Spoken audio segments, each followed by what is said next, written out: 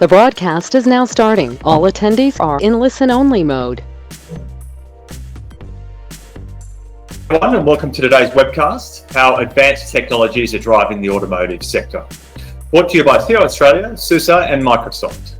I'm Byron Connolly, I'm the Editor-in-Chief at CO Australia, and I'm going to be your host for today. Now, the automotive sector across the Asia-Pacific region is transforming faster than ever. The most obvious change has been the shift from vehicles powered by internal combustion engines to new, more efficient electric models. But the innovation doesn't end there. Automakers are working towards a future where they will use data from connected vehicles to analyse every touch point with their customers to determine their behaviours and preferences. And key to this massive change is the deployment of artificial intelligence, machine learning, Internet of Things and open source technologies running in cost-effective and highly secure cloud environments. Indeed, successful automotive companies will always embrace these technologies. Today's speakers are going to discuss why providing vehicles that are reliable and well-designed is just a starting point for the introduction of innovative open source AI and ML technologies that help optimize manufacturing, streamline supply chains, and deliver more of what the customer wants. They'll discuss how these technologies will drive changes in vehicle and component design, and what your organisation needs to do to provide better experiences for customers by offering services like monitoring, remote vehicle management, as well as data sharing with insurance firms and other providers. You're also going to get the opportunity to ask questions of our speakers during the Q&A session today, so please have your questions ready. But our first speaker this morning is Alan Hesketh. Alan is Principal Advisor, CO Advisory Digital Strategy and Industry at Ecosystem. A self-confessed petrolhead, Alan has experience in leading digital change as a CO across multiple different industries, sectors and geographies. You're also going to hear from Vishal Garawala, who is Chief Technology Officer for SUSE for the APJ and Greater China regions. In this capacity, he provides executive-level engagement support across these regions and supports the global office of the CTO to assess relevant industry, market and technology trends and identify opportunities aligned with the company's strategy. And today we'll also welcome Lily Feng, who is the Regional Business Leader in Asia, Automotive, Mobility and Transport Industry at Microsoft.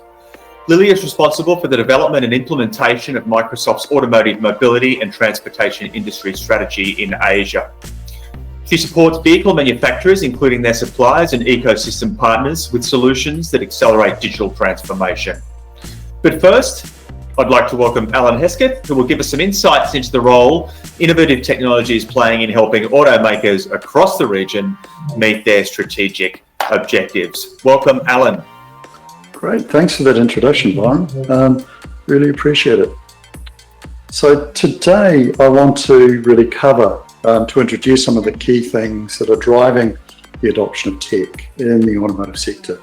And I want to start by looking at the demographics around car purchasing. Between 2020 and 2030, there's going to be about 1 billion extra people capable of having the economic capability of being able to buy a car. And over 80% of those are going to be living in Asia.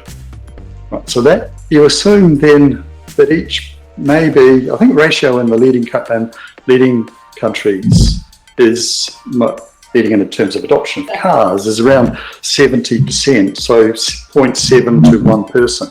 If we assume a 0.5 to 1 in Asia, that adds about 400,000 extra vehicles. And we'd add that to the congestion that already exists in Asian cities, and it's going to be a real challenge as that number of vehicles gets on the road. But the other aspect of it, to actually be able to park that number of vehicles, is going to require a land space that's almost 6 times Singapore. That's just for the parking. The second aspect is the automotive companies themselves are going to be taking quite a different look at their customers. Traditionally, if you look at this customer cycle, automotive companies are focused on the explore and the expedite. So attracting customers to come and look at their product and then expediting the sale using their dealer networks.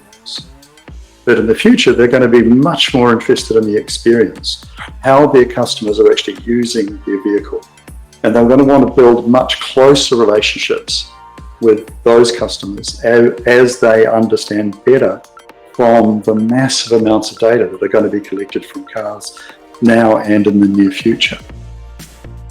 And the third aspect is the technologies that are underlying all of this change, this ACEs model. So that autonomous driving, up to the level 4 autonomous driving, where the car's quite capable, or the vehicle's quite capable of getting you from A to B without any intervention, in complete safety, quickly and quietly.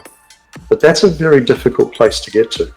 The AI and machine learning models that are actually going to be necessary in the real world, the chaos of the real world, are going to take a significant amount more development than I think that some of the optimists originally thought about when we started with autonomous vehicles.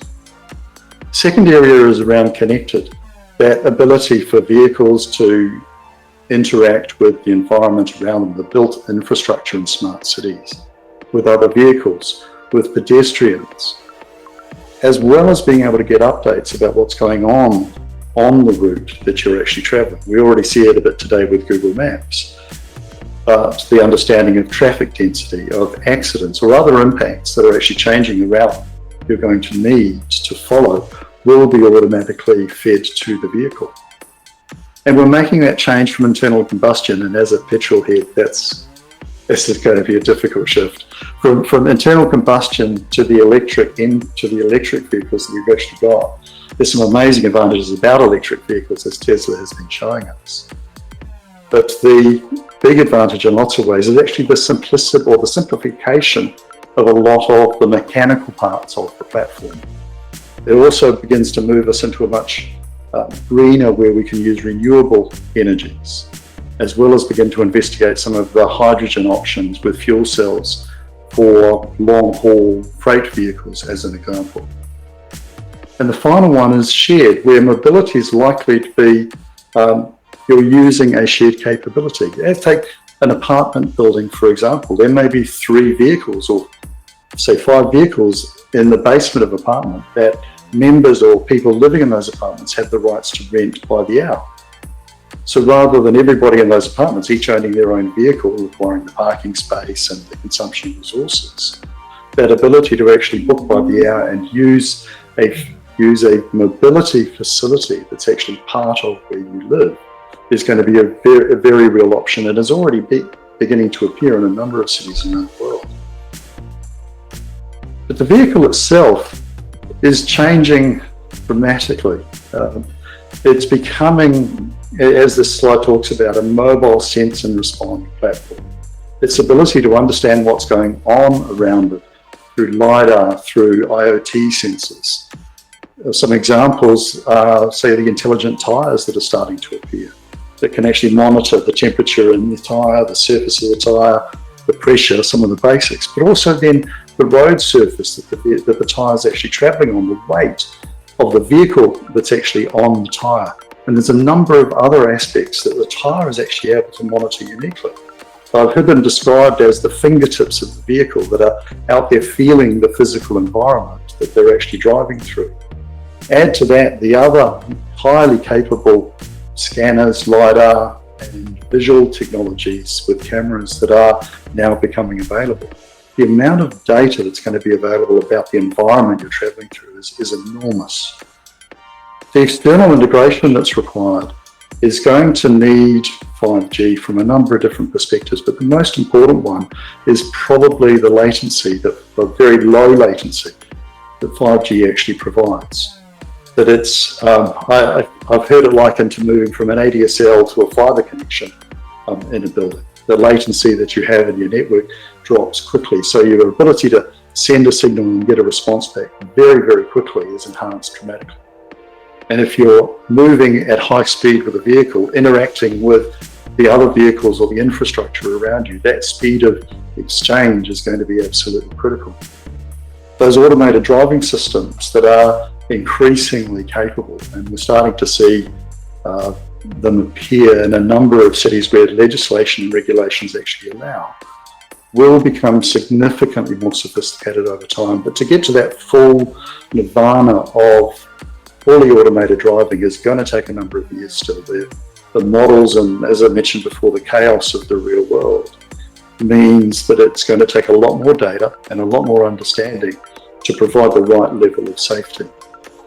But the car's not always going to be operating in a location where it's fully connected.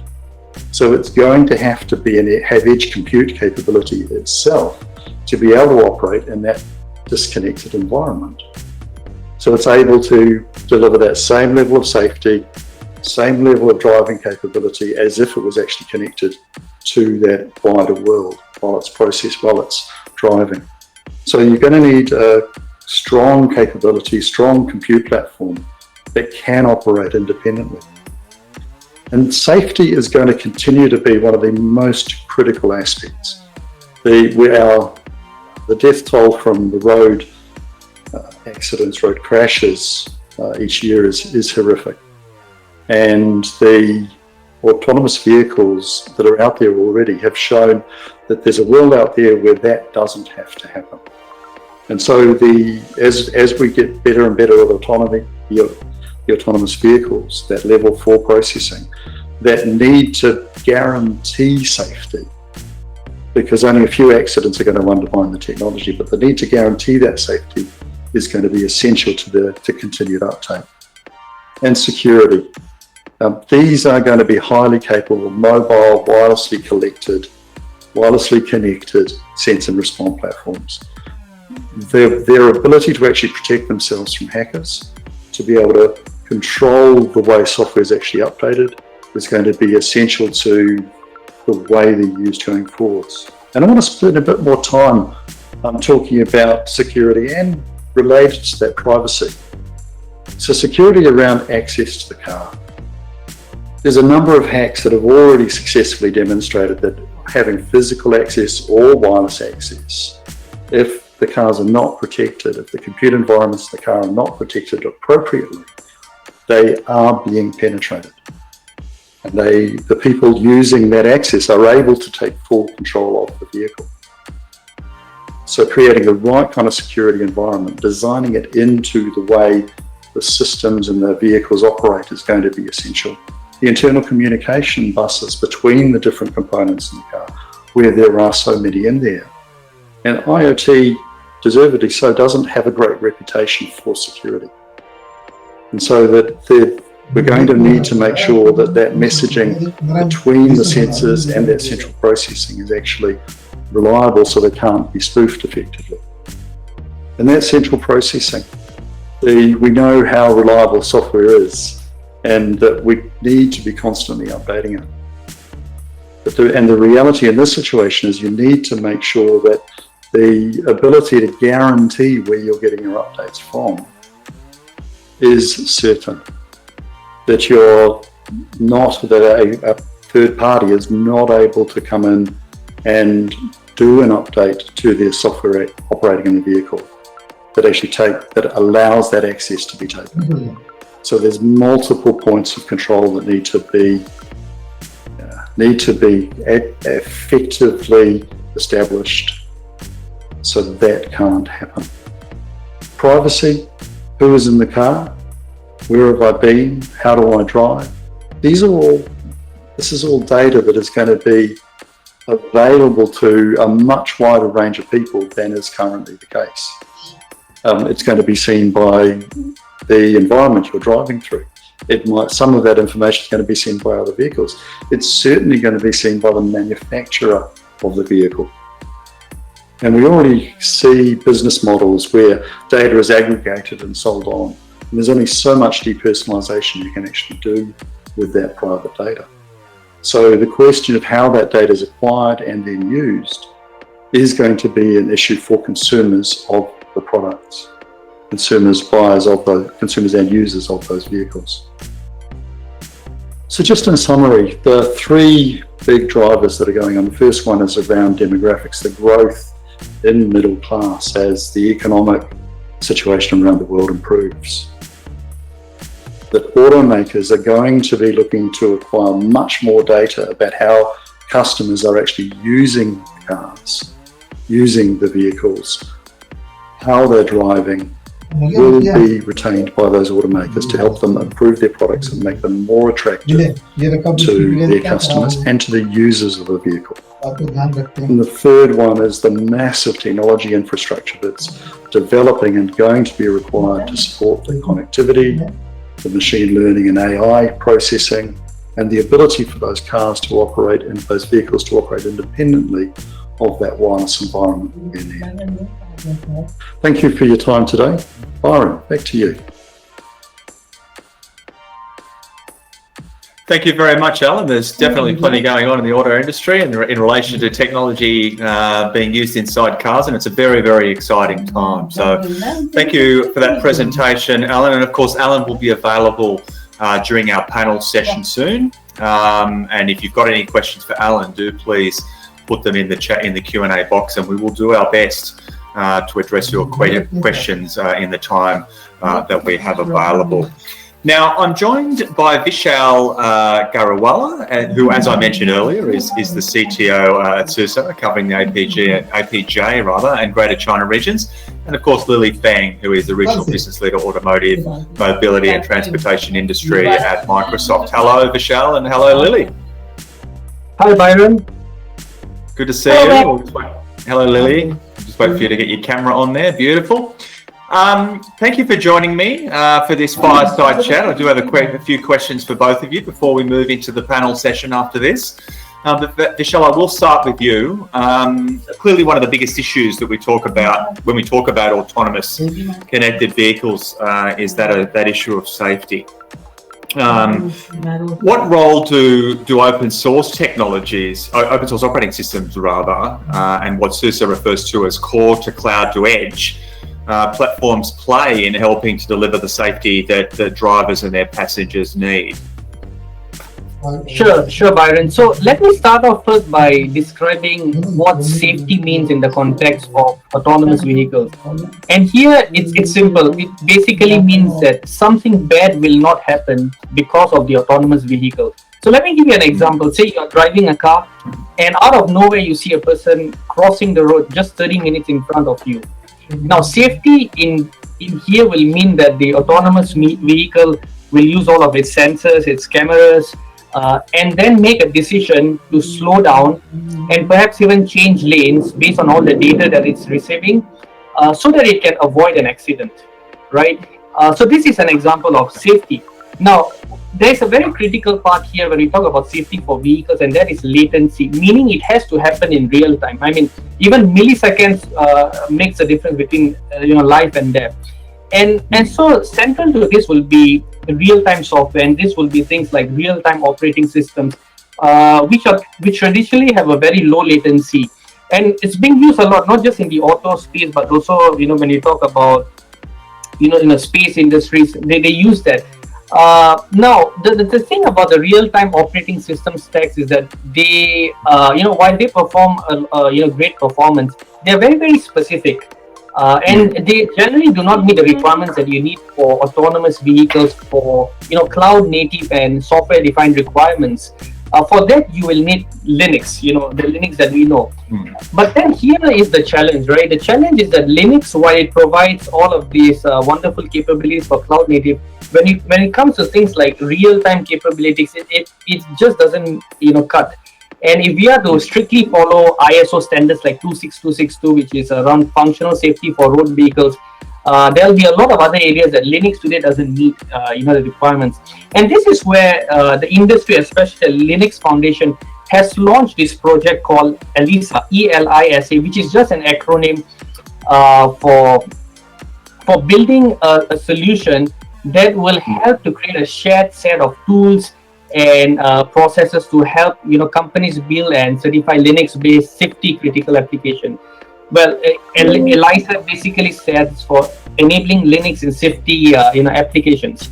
And so the whole objective is, well, Linux has a few gaps. How do we address this so that Linux can be used in safety critical scenarios for the automotive industry? And SUSE is basically a member of this particular project as well. Now, the other aspect I want to talk about very quickly when we talk about safety as well is that when you look at a car, there's a lot of hardware and obviously software in there. And there's when you talk about software today, there are software that is critical That means things like your braking system, that's critical, and then non-critical systems like your infotainment system. So and obviously the hardware is going to be limited. So how do we ensure mixed criticality software to be residing within the car to ensure that one software doesn't corrupt, for example, the memory of the critical application, and that can impact the safety of the vehicle. And this is where there is another initiative we call the SOFI. Basically, is the Scalable Open Architecture for Embedded Edge. It's an industry-led collaboration defined by automakers, semiconductor firms, as well as ISVs like SUSE and cloud technology leaders. And the whole intent is to deliver a cloud-native architecture that is enhanced for mixed criticality automotive applications. And this is where SUSE, for example, can play a part, because when you talk about mixed criticality and using things like containers for deploying different applications, we have some solutions to that can help you achieve this type of an architecture. So I would say this is what I have to say around how SUSE and the vendor industry is helping address some of the issues pertaining to safety around OS, and how the OS can then be how the OS can work by filling some of the gaps that it has today.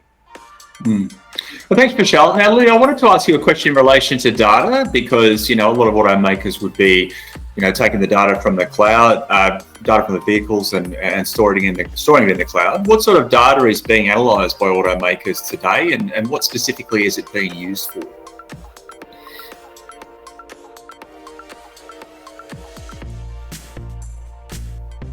You there, Lily? Yes, I was on mute. So can you hear me now? That's okay. Yes, okay, I can hear you. Okay, great. That's a really good question. As you know, that the data runs through the entire life cycle of a vehicle, and vehicles and share a broad spectrum of data types, such as vehicle data, driver data, environment data, as well as external data. Yeah. So with the trends in automotive industry, as Alan mentioned, that connected, automated, and shared electrical vehicles, data becomes a strategic asset for automakers.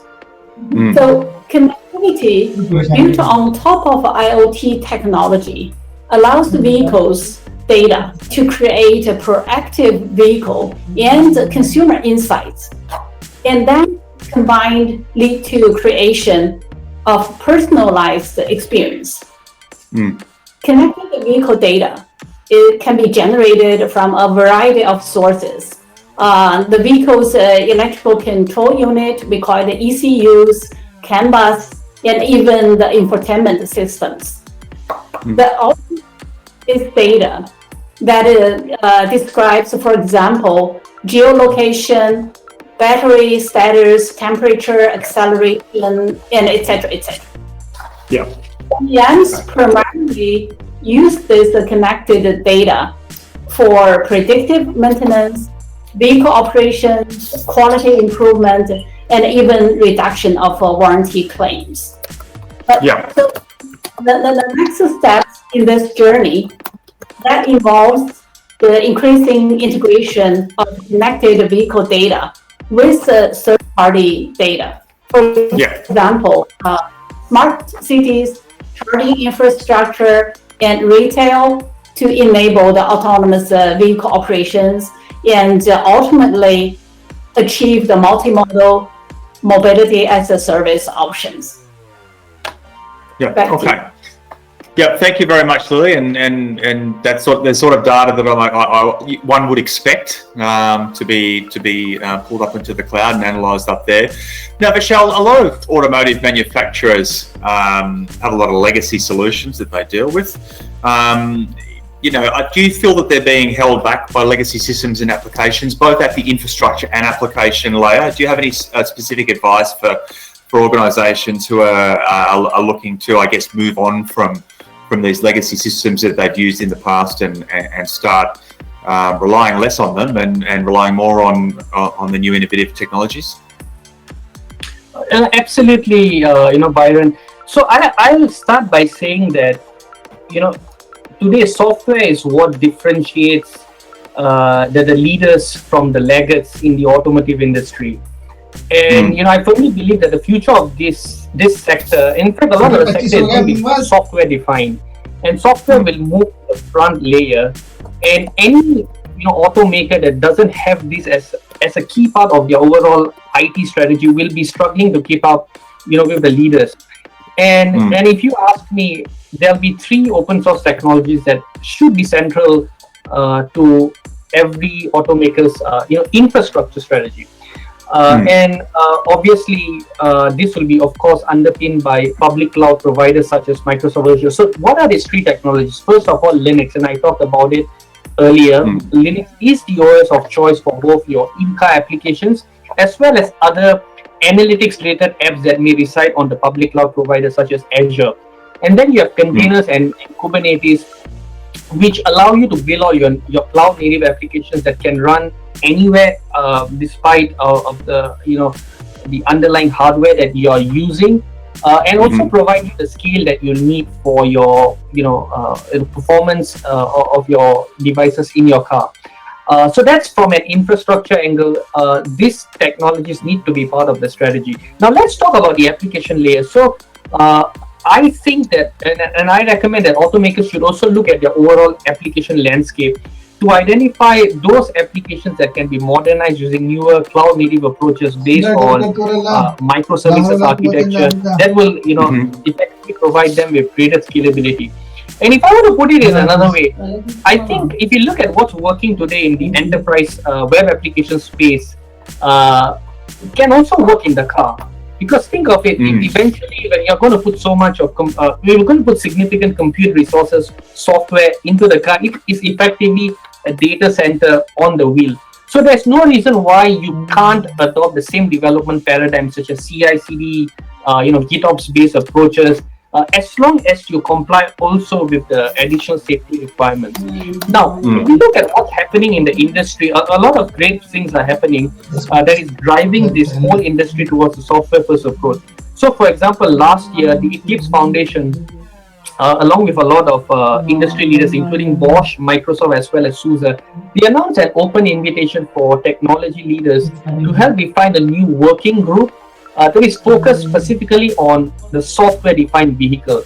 And the ultimate goal of this initiative is to create a vendor-agnostic open source ecosystem that is focused on building the foundation for future software-defined vehicles. Okay. All right. So one last question for you, Lily. Give us a bit more insight around the role that Microsoft is playing, around improved car connectivity and autonomous driving. Of course, you've got the Azure Cloud, Power BI data analytics solutions. I mean, how do they fit? How are you helping automakers digitally transform their operations? And do you have any examples?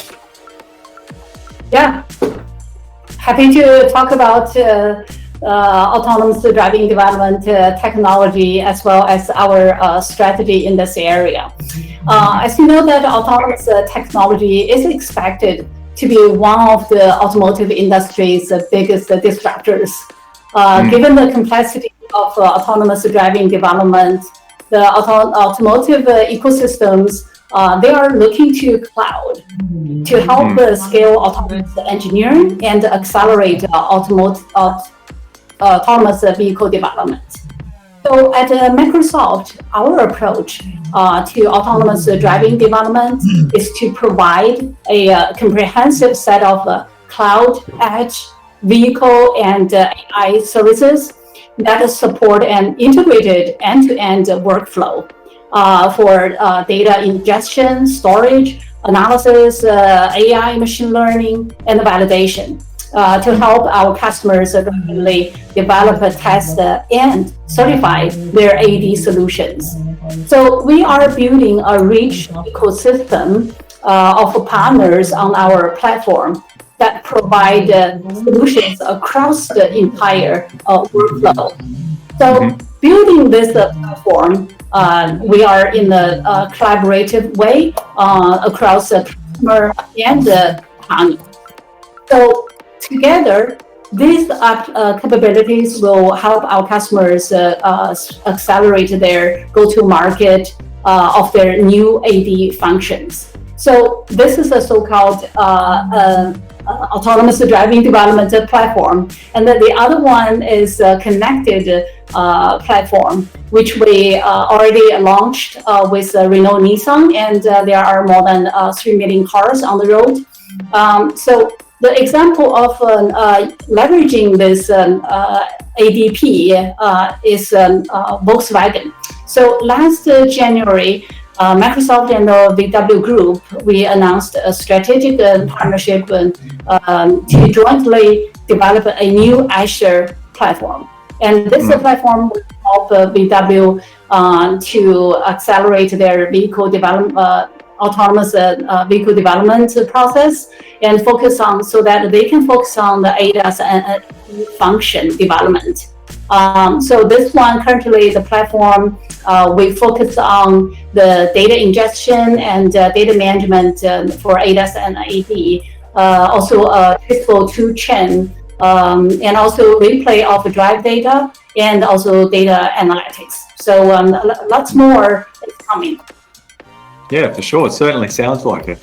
Now, listen, thank you to both of you for participating in this fireside chat. We're going to move on to the panel discussion now, and I am going to ask Alan Hesketh to come back in. But before we get into the panel discussion, we're going to run a poll. So for all of the attendees today, we have a quick poll question for you to answer. And be aware that you can select more than one. You can select all of these multiple choice answers if you like. But the question is, which technologies do you view as transformative in the automotive industry? And the selections are AI and ML, data analytics, cloud native computing, edge computing solutions, and open source solutions. So I'll give everyone about 10 to 15 seconds or so to select which ones you think apply to the industry and to your organisation. So we'll talk about the results in a second.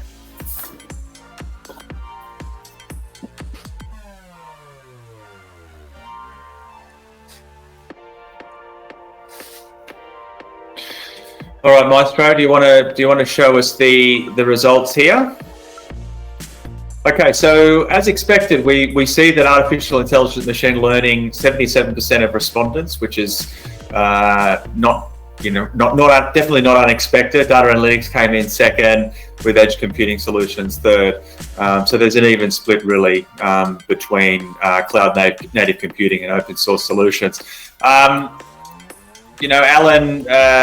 Lily, and Vishal, what do you think this says? I mean, obviously that there's a lot of love for AI and ML technologies at the moment. Are you surprised by that? Vishal, do you want to start first? Yeah, I don't think the results are, the results surprises me. I mean, AI, ML, and data, right? I mean, Lily talked quite a lot about data, and data is so valuable today. And I also like to add one more thing around how a lot of companies are really monetizing their data by using data that is available from the cars and providing additional value-added subscriptions with value-added services. And then when you talk about AI, ML as well, I mean, when you talk about safety, right, the algorithms that are really driving or powering all this ADAS, it's basically AI, ML, right? So this are AI, ML, and data are two of the very, very key technologies that automakers have as part of their list. Okay, Alan, do you have any thoughts on this? Do those results? Is that in line with your thinking? Oh, absolutely. I agree with Vishal in the sense that so much of what we're doing is going to be driven by the AI, ML capabilities.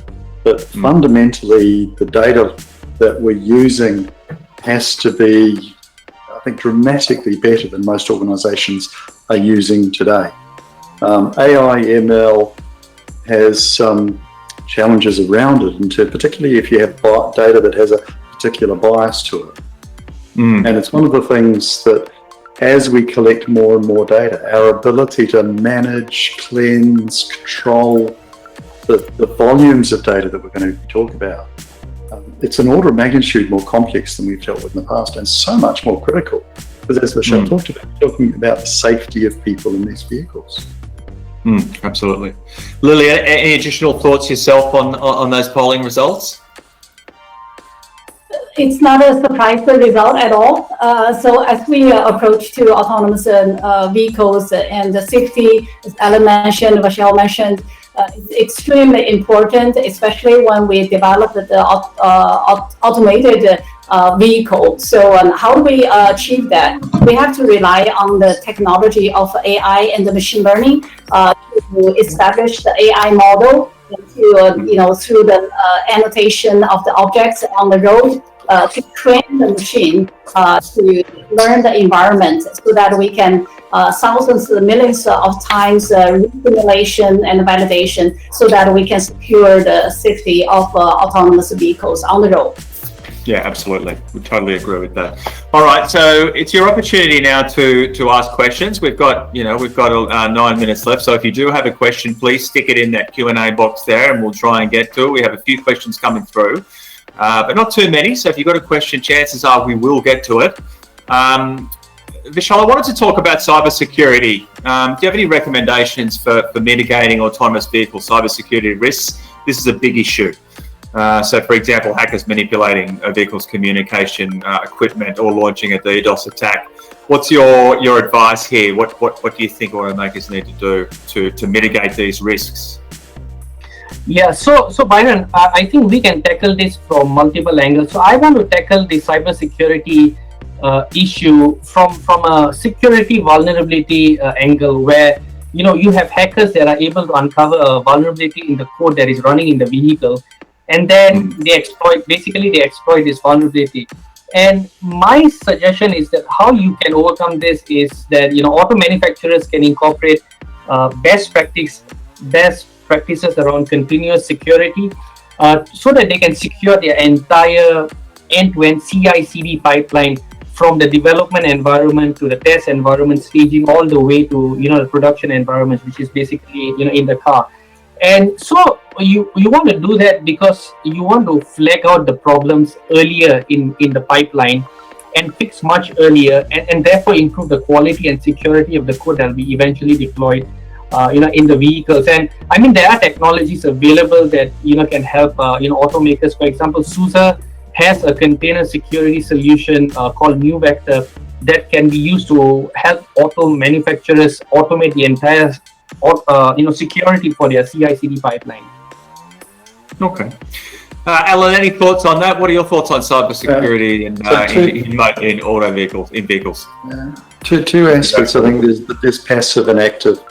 The passive is, I think, that the defensive layer that you've got that has to be built as a cohesive ecosystem that the car's operating in.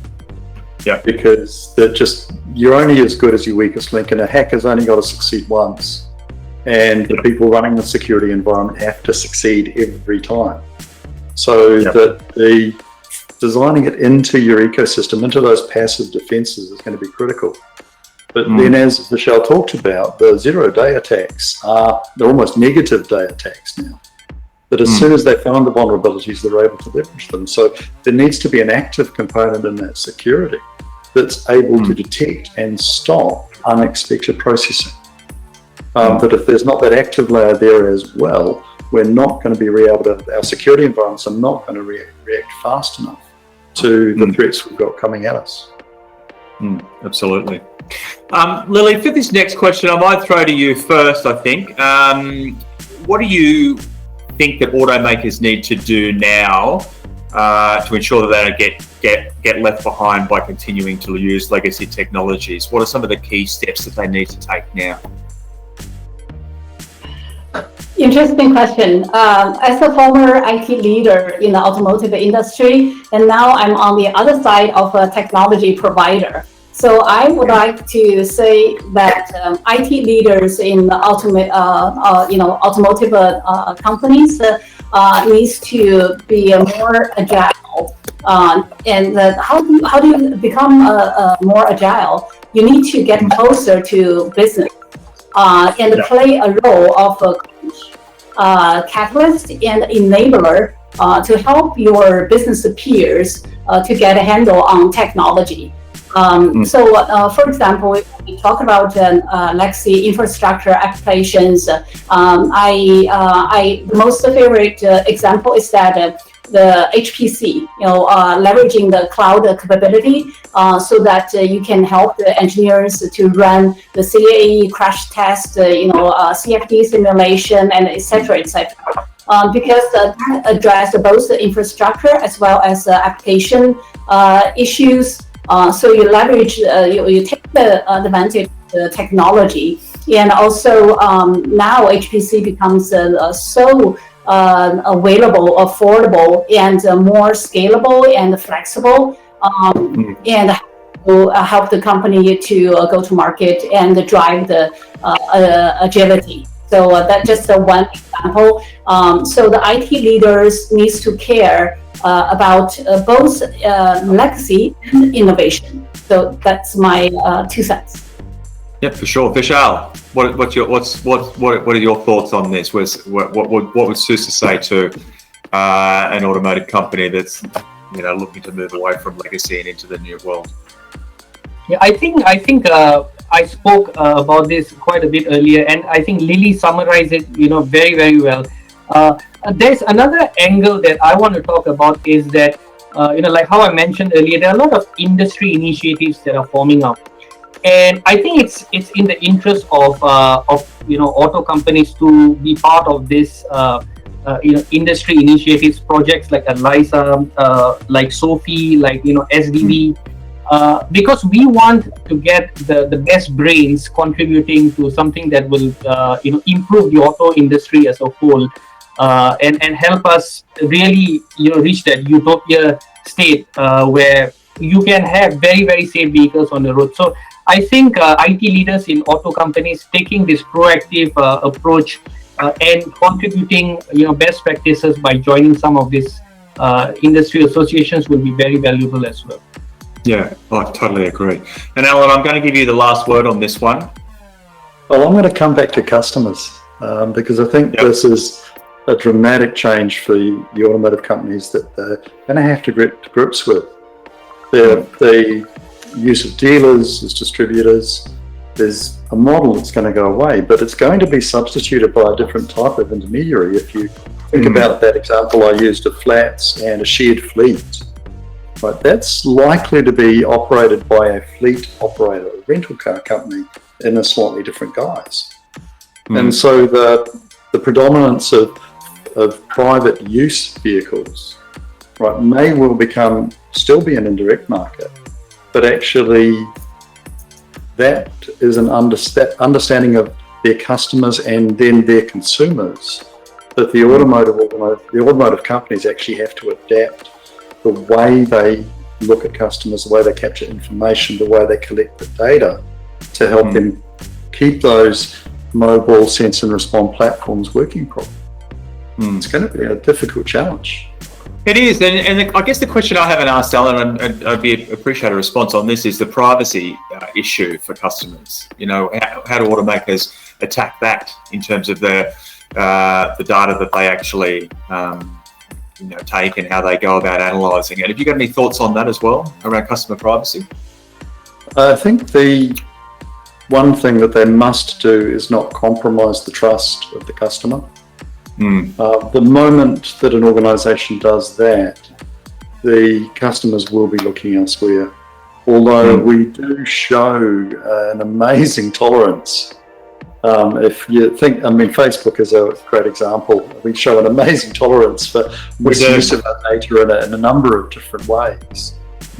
But when it's a thing that's rather than your social network, it's the thing that's carrying you from A to B, sometimes 60, 70, 80 mile an hour, you're not going to, you want to have complete trust in that platform that you're sitting in. So I think that however they approach it, it's not going to be simple. They have to, maybe the health system with the HIPAA in the US and a lot of the data privacy standards that have been adopted by health systems around the world may be a good example for them to adapt. Yeah, I would totally agree with that. Absolutely. Now, listen, I think we're running out of time, unfortunately. So thank you, Alan. Thank you, Vishal, and thank you, Lily, for being part of the webcast today. And thank you, everybody who's been listening in. We hope you found it informative. There's certainly some challenging yet very exciting times coming up for automakers, and I think for consumers, the sky's the limit. There's plenty of stuff coming up, and most cars are a very personal and very emotional thing for most people, and I think that we've got a very exciting future around the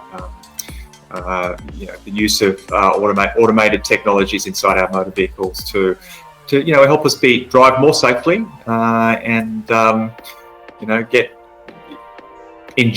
continue to enjoy motoring. So personally, I'm looking forward to actually being able to afford an electric car myself here in Australia when the prices come down. So hopefully soon. But I'm a sucker for technology in motor vehicles, so as I'm sure many of us are. So thank you very much, guys, and thank you very much to all the attendees today. We hope you've enjoyed it.